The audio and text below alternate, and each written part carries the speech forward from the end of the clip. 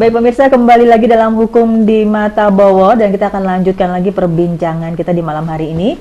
Dan sekali lagi kita sudah masuk ke segmen konsultasi hukum ya. Bagi Anda yang ingin berinteraksi langsung, sharing pendapat juga boleh, bertanya juga boleh, atau mungkin melakukan konsultasi hukum bersama dengan Cak Bowo, silahkan saja langsung bergabung.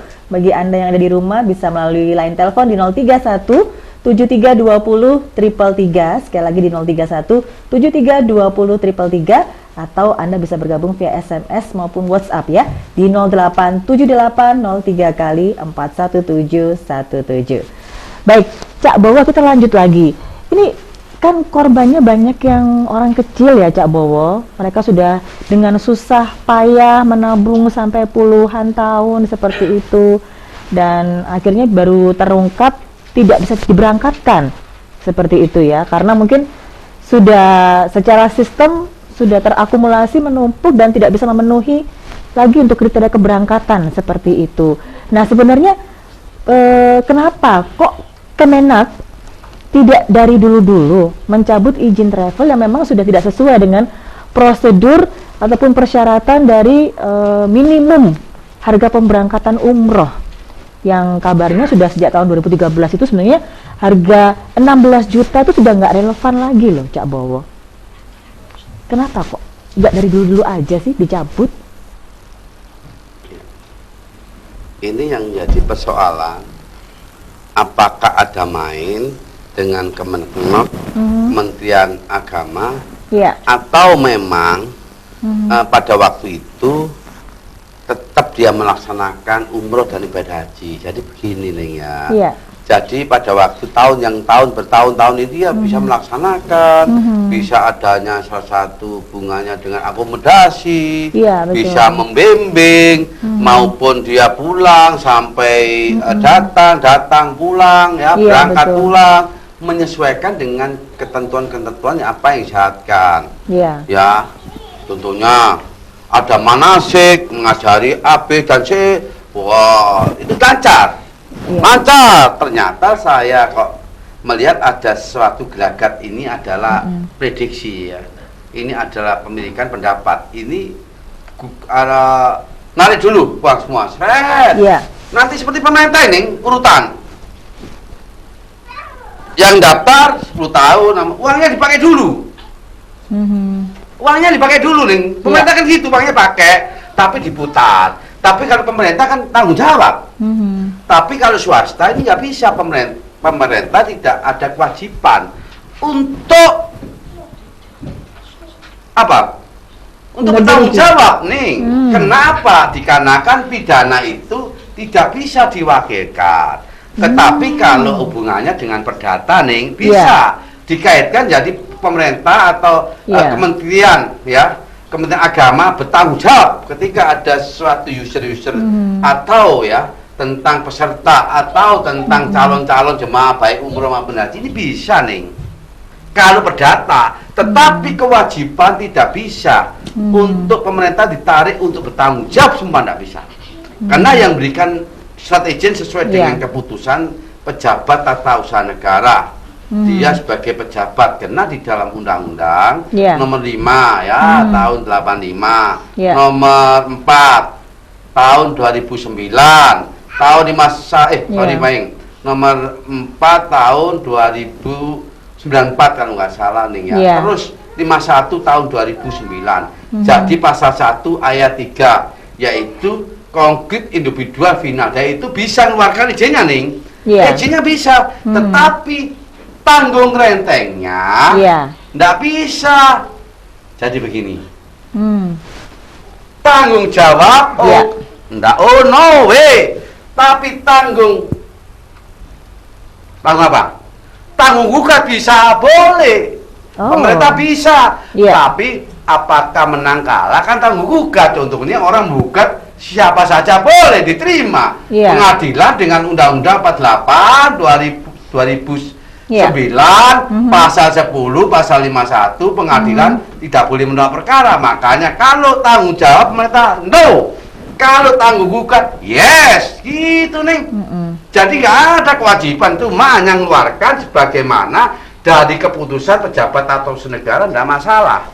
Makanya Dengan demikian pemerintah gitu banyak. Pemerintah sendiri loh. Iya. Ya uangnya disimpan duit sendiri. Ayo ngumpul. Uangnya haji simpan dulu kan. Nanti batas. Nah, first travel seperti ini nih. Ternyata sudah dikumpulin akhirnya meledak.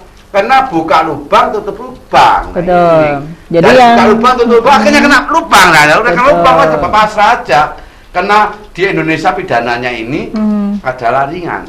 Iya. Daripada korupsi, enak ngumpulin duit itu ya. Toh nanti dia nih ya nggak ada masalah kan. Kalau total hukumannya berapa sih? Apakah bisa di plus nggak? Gitu Cak Bowo. Ya kalau di spacing bisa satu orang. Tetapi ada persoalan pasal di 76 KUHP nih, nggak bisa di split dari persoalan yang sama, nggak bisa. Nah, kapan? Nanti kan ini dilaporkan sampai 1000 dilaporkan. Berarti kapan dia masa dia matinya di penjara nih? Kan nggak boleh, iya, boleh. Betul, Ada ketentuan saya sampaikan tadi. Jadi makanya di Indonesia itu ringan, lebih baik ngapusi daripada korupsi, kan gitu nih. Jadi pasang badan ya mereka ya. Pasang badan nih, daripada nanti kemana-mana ya nggak masalah. Yang penting pasang badan. Toh akhirnya pulang kan gitu. Toh nggak bisa dia kejahatan tentang ya first travel itu ya di spacing nggak bisa nih, tidak boleh. Andai kata nih Cak Bowo ya, misalnya dari para pemilik first travel itu bisa menyelesaikan kewajibannya, misalnya ini andai kata, apakah proses hukum bisa selesai begitu saja atau tidak lanjut lagi atau bagaimana? Karena asas pidana nggak bisa hapus nih. Jadi tetap berjalan ya. Masuk penjara cuma meringankan. Kecuali perdata baru bisa. Jadi dengan demikian ini kasihan sehingga orang-orang ini ya. Saya itu melihat orang pemulung, orang jual jagung kepingin ngumpulin untuk haji. Ya toh jangan percaya kalau seperti itu, lebih baik ya minta supervisi ya tentang ini. Hei, Depak, siapa sampai yang menunjuk untuk bertanggung jawab menjadi salah satu ya toh travel atau khususnya menyangkut orang yang bertindak untuk memberangkatkan umroh dan haji? Siapa? Pemerintah. Menteri garansi. Nah, oleh karena itu saya pada pemerintah kurang pintar. Pemerintah kurang cerdas. Alias kurang seandainya ada garansi saya ini nih ya. Buka travel untuk pemberangkatan haji ya, baik untuk umroh dan haji, saya harus garansi toh. Garansi uang saya di bank 200 miliar baru bisa dikasih izin. Orang nggak usah bisa gampang toh. Kenapa bodoh nggak bisa nih sekali itu travel ini bodoh abab, tahu bodoh izin toh bisa. Akhirnya dia mengaruhi, apalagi dengan sekarang ada ini Facebook, WA, mengaruhi ada. Pak, saya mau bagaimana bisa lanjut ini first travel ini bisa aja ada combe-combenya langsung. Ternyata habis itu ontong-ontong bolong nih, aduh. Sering kena ontong-ontong bolong dia. Iya betul. Ya toh? Iya. Saya kasihan channel itu. Iya betul. Ndok-ndoknya nggak percaya, ontong-ontong bolong, aduh murah sapi nggak pecah-pecah. Kapan ya hajinya, kapan? Kasihan saya. Nah ini umrohnya lah. Oleh karena jangan sampai ya persoal ini ketika orang ya dijolimi dengan orang travel ini, datang aja ke sini ke Pak Bowo. Iya. Ingat itu, saya ada teknis untuk bagaimana caranya untuk menggebrak orang seperti ini. Semua. Gimana caranya? Minta keadilan hukumnya gimana? Gampang itu nanti aja. Nanti ya. Nanti aja, jangan ini rahasia itu ya. Oh rahasia ya. Baik, Cak Bowo, ini kan di antara para korban first travel ini sampai juga menggadaikan barang-barang miliknya untuk bisa itu sedih menabung, memberangkatkan diri gitu ya. Nah, kalau memang secara fakta memang tidak bisa diberangkatkan lagi gitu. Nggak bisa nih.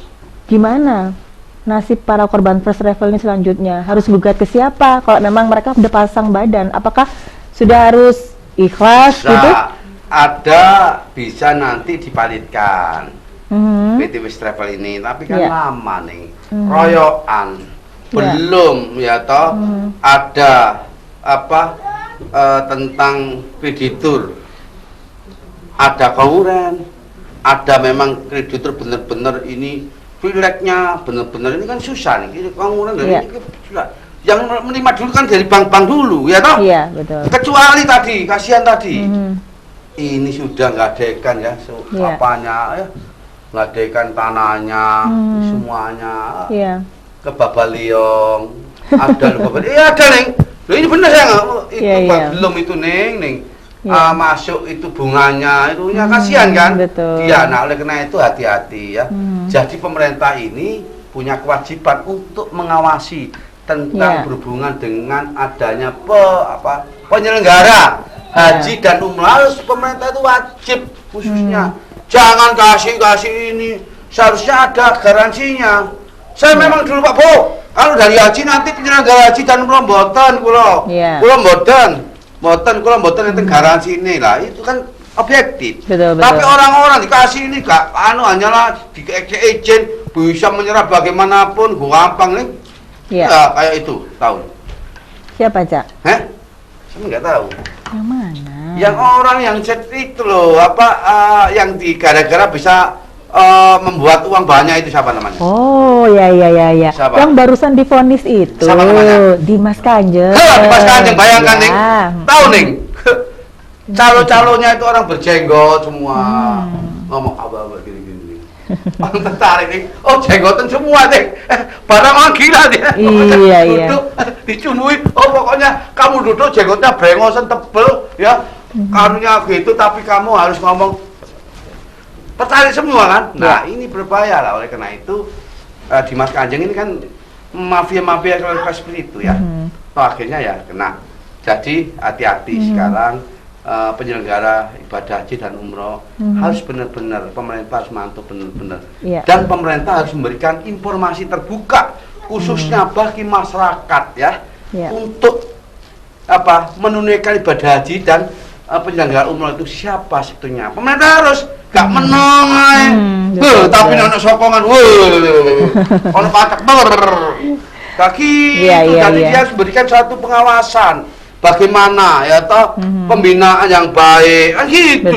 Betul. Kamar-kamar kalau gini loh salah siapa? Kan gitu nih, lepas ya, tapi tidak boleh ya. Karena negara kita adalah negara paling mayoritas ada muslim. Ya. Baik, Cak Bowo, kita akan lanjutkan lagi perbincangan kita dan kita akan beri kesempatan dulu bagi Anda pemirsa yang ada di rumah, silakan saja bagi Anda yang ingin berkonsultasi hukum langsung dengan Cak Bowo, boleh langsung menghubungi line telepon 031732033 atau bisa via SMS maupun WhatsApp di 087803 kali 41717. Kita akan kembali setelah jeda pariwara berikut.